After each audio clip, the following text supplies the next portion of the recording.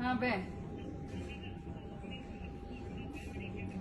ಭಾಳ ಖುಷಿ ಆಯ್ತು ನಮಗಂತ್ರಿ ನೋಡೆ ಸ್ವಾರ್ಥಕ್ ಮುಟ್ಟಿತು ಗೃಹಲಕ್ಷ್ಮಿ ಯೋಜನೆ ಮಾಡಿ ನಿಮ್ಮಂತವ್ರಿಗೆಲ್ಲ ಕೊಟ್ಟ ನಮ್ ಭಾಳ ಅಂದ್ರೆ ಭಾಳ ಖುಷಿ ಅನಿಸ್ತು. ಮತ್ತ ಅದ್ರಾಗ ಸಿದ್ದರಾಮಯ್ಯ ಸಾಹೇಬ್ರಿಗೆ ಅದನ್ನ ವಿಡಿಯೋನು ತೋರಿಸ್ತೇನೆ.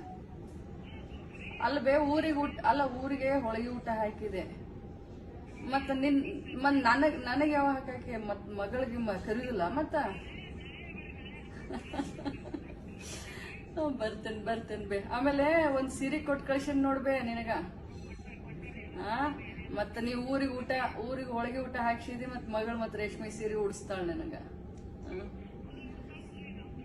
ಆಗ್ಲಿ ಬೇ, ಹಂಗಾಗ್ಲಿ. ಬಾಳ ಅಂದ್ರ ಬಾಳ ಖುಷಿ ಆಯ್ತು. ಗೃಹಲಕ್ಷ್ಮಿ ನಿಮ್ಮಂತವ್ರ ಮನೆಗೆ ಯೋಜನೆ ನಾ ಕಳಿಸಿರೋದ್ರಿಂದ ಇಷ್ಟ ಅನುಕೂಲ ಆಗತೈತ್ಲ. ಇಡೀ ರಾಜ್ಯದೆಲ್ಲ ಹೆಣ್ಮಕ್ಳಿಗೆ ಚಲೋ ಆಗಿತ್ತು.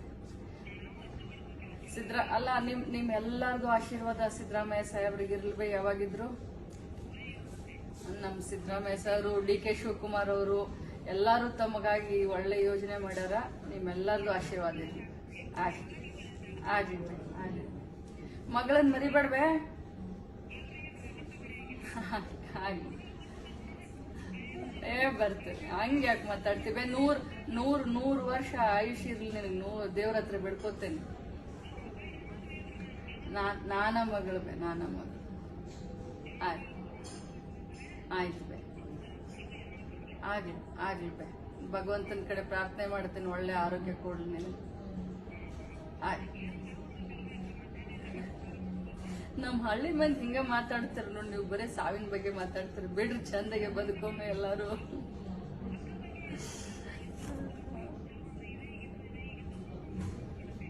ಎಲ್ಲಾರು ಚಲೋ ತಂಗೆ ಬದುಕೊಂಡ್ಬೆ. ಆಯ್ತು ಬೇ, ಬರ್ತೇನೆ. ನಮ್ಮ ಊರಿಗೆ ಬರ್ತೇನೆ, ಮನೆಗೆ ಬರ್ತೇನೆ. ಸರಿ.